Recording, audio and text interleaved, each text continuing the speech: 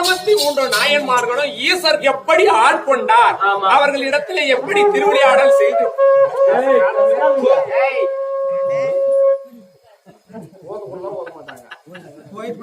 அப்படி அந்த 63 நாயன்மார்களிலும் எப்படி ஈசர் திருவிளையாடல் செய்து ஆட்கொண்டார் என்பது பெரிய புராணம் திரு தொண்டர் தொகையாக ஆதி நாளையிலே சேர்க்கப்பட்டது. அந்த 63 நாயன்மார்களிலே ஒருவர் யார் தெரியுமா? சிறுதொண்ட பக்த நாயனார். ஆதி நாளையிலே தானாசுர கர்ணனாக இருந்து ஆண்டவனுடைய அருளாலே உயிர் அழிந்து மீண்டும் எங்கே பிறந்தார்? பாரத கர்ணனாக பிறந்து செய்யாத அன்னதானத்திற்காக இந்த கலியுகத்திலே யாருக்கு தெரியுமா? பருத்துவாசருக்கும் பரமேஸ்வரி அம்மையாருக்கும் என்னவாக பிறந்தார்?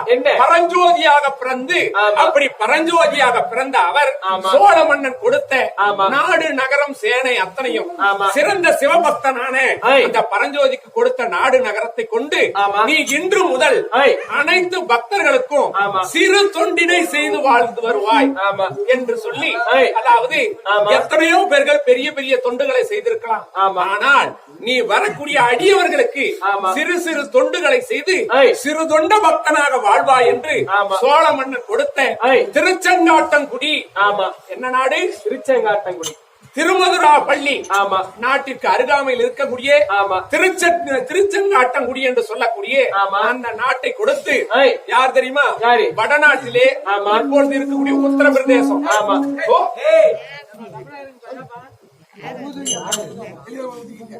அப்படி யார் தெரியுமா? வடநாட்டிலே உத்தரப்பிரதேசமாக இருக்கக்கூடிய நாட்டுக்கு பேரு வாதாபி. அந்த ஊருக்கு பேரு வாதாபி. அந்த நாட்டை ஆண்டு வந்தவன் யார் தெரியுமா? 2ஆம் புலிகேசி மன்னன். அந்த 2ஆம் புலிகேசி மன்னனை எத்தனையோ நாள் சோழ மன்னனிடத்தில் போர் எடுத்து சோழ மன்னனால் வெல்ல முடியாத அந்த வாதாபி நாட்டை ஆண்ட 2ஆம் புலிகேசி வாள் எடுக்காமல் ரத்தம் சிந்தாமல் நான் எப்படி வென்றேன் தெரியுமா? அந்த ஆண்டவனான ஈசர் மீது ஓர் அகவல் பாடி அந்த ஈசனை துதித்து வழிபட்டு உயிரினங்களை கொல்லக்கூடாது, எந்த சண்டையாக இருந்தாலும் நேருக்கு நேர் நீ நானும் மோதி பார்க்கலாம் சொல்லி ஆண்டவனை துதித்து என்னுடைய பக்தியால் அவனுடைய மனமானது மாறிவிட்டது. அப்படி மாறிய உடனே அவன் அன்று முதல் இப்படிப்பட்ட சிவ தொண்டனுக்கு நானும் தொண்டு செய்கிறேன் என்று சொல்லி பொன்பொருள் பொக்கிஷங்கள் அத்தனையும் கொடுத்தான். அதை சோழ மன்னரிடத்திலே கொடுத்து அவர் என்னிடத்திலே கொடுத்து இதை அத்தனையும் மக்களுக்கு பொன்னும் பொருளையும் வைத்து பிழைப்பதா மக்களுக்கு தான தர்மங்கள் செய்யும்படியாக என்னிடத்திலே கொடுத்து விட்டார். அப்படி என்னிடத்தில் இருந்த முடி, மன்னன் கொடுத்த முடி, ராஜ ஆபரணங்கள் அத்தனையும் துறந்து விட்டு நான் எப்படி இருக்கிறேன்? எப்படி தொண்டர்களுக்கு தொண்டு செய்யும் சிறு தொண்டனாக.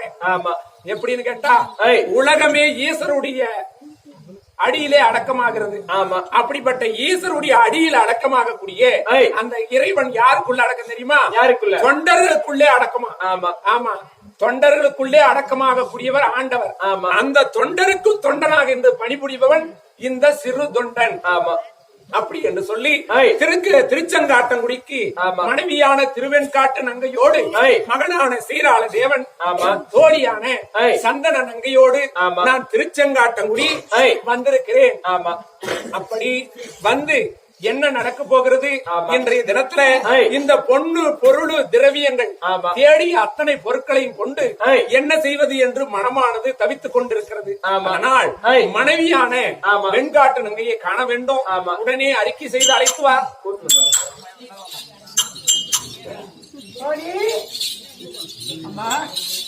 மன்னர் பெருமாள் சென்றவை இன்னும் வரவில்லை. எங்கிருந்தோ தெரியவில்லை. பணமோ பொன்பொருளோ நிறைய வந்து கொண்டே இருக்கிறது. இந்த பொன்பொருளை வைத்து என்ன செய்வோம் என்று தெரியவில்லை. மன்னர் பெருமாள் இன்னும் வரவில்லையே. சாமி திருவெண்காட்டு நங்கா, சாமி. ஆனால் பெண்ணே, மன்னர் கொடுத்த பொன்பொருளை கொண்டு நான் திருச்செங்காட்டங்குடிக்கு வந்து விட்டோம்.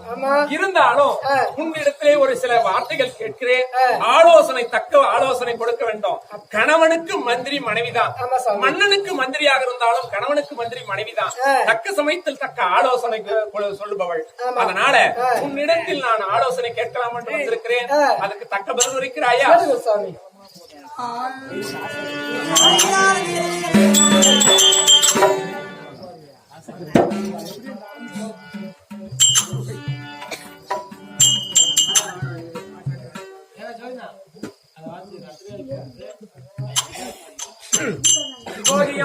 அதே சமயத்தில் காசு கொடுத்து கர்மத்தை துளைக்க வேண்டுமா, பணத்தை கொடுத்து பாதகத்தை துளைக்க வேண்டுமா?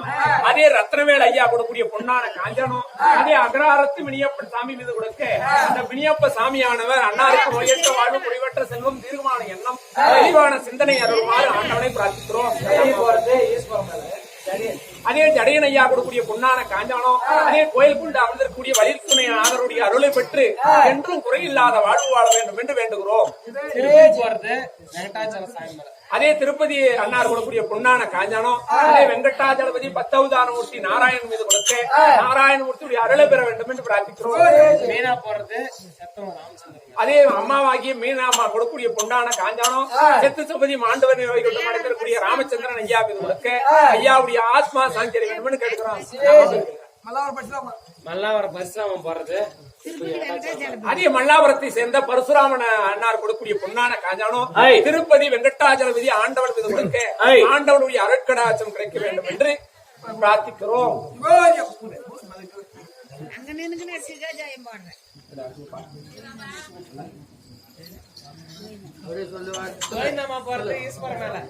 அதே கோவிந்தம்மாள் கொடுக்கக்கூடிய பொன்னான காஞ்சானம், அது ஈஸ்வர் மீது கொடுக்க ஈஸ்வருடைய அருட்கடாட்சம் கிடைக்க வேண்டும் என்று பிரார்த்திக்கிறோம்.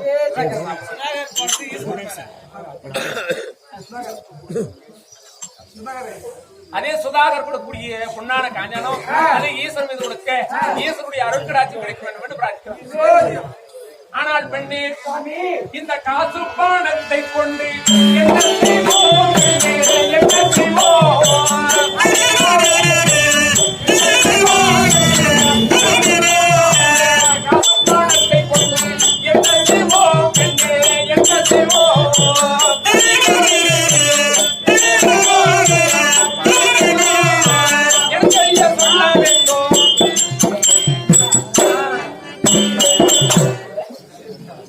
அதனால பெண்ணே, நம்மிடத்திலே காசு பணம் பொன்பொருள் பொக்குரோஜனங்கள் அத்தனை இருக்கிறது.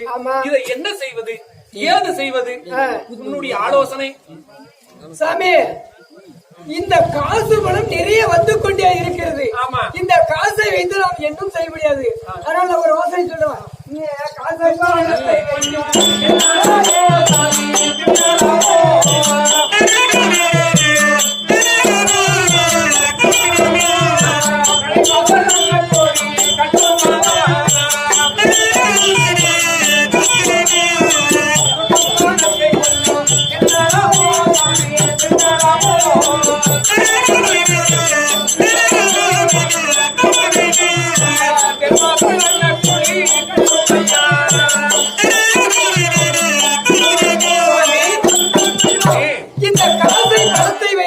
புண்ணியத்தை சேகரிக்க முடியாது. அதனால் என்ன செய்ய, இந்த காசை வளத்தை வைத்து அன்னக்கூலி நாட்ட வேண்டும் சுவாமி. ஓஹோ, சிறந்த யோசனை.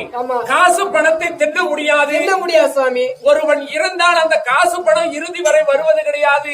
அவன் செய்யக்கூடிய புண்ணிய பலாபலங்கள் தான் இறுதி வரை வரும் என்று சொல்கிறார்.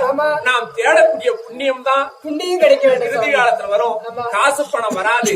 அதனால காசு பணத்தை தின்ன முடியாது. அந்த காசு பணத்தை வைத்து வருவருக்கும் போவருக்கும் ஆண்டி பண்டாரங்களுக்கு பசியார உணவளித்தார். எப்படி உணவளிக்க வேண்டும்?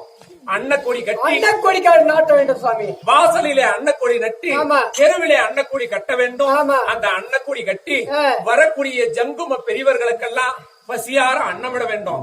அந்த அன்னக்குடி ஏன் கட்ட வேண்டும் தெரியுமா?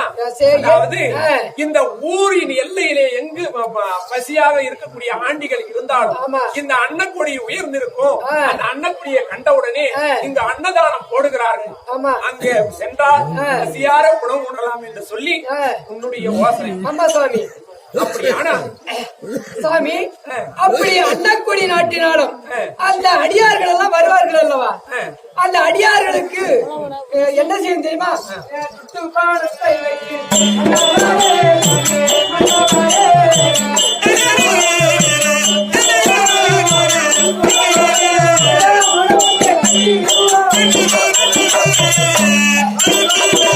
சாமி, அப்படி அன்னக்குடி நாட்டினாலும் அந்த அடியார் 1000 பேர் வந்ததே வேண்டும் உண்டானால் அவர்களுக்கு தங்குவதற்கு மடம் ஒன்று கட்ட வேண்டும். ஓ, மடம் ஒன்று கட்ட வேண்டும். ஆமா, அந்த மடத்தை கட்டினால்தான் அவர்கள் நம்ம இடத்திலே தங்குவார்கள். அப்படி தங்கினாலும் அவர் காலை கடலை கழிப்பதற்கும் அவர் நீராடுவதற்கும் என்ன செய்வது தெரியுமா? குலவென்று வட்ட வேண்டும்.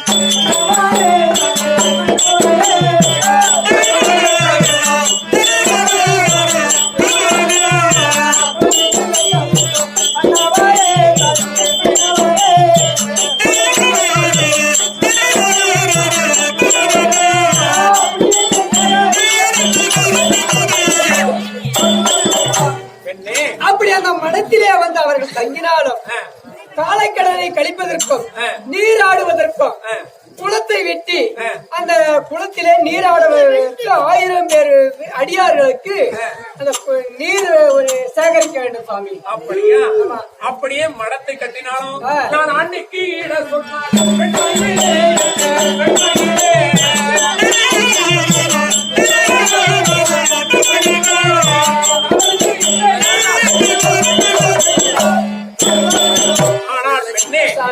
வரக்கூடிய அடியவர்கள் அரகரா என்று சொல்லக்கூடிய ஆண்டியும் வரலாம், நாராயணா என்று சொல்லக்கூடிய சாதனம் வரலாம்.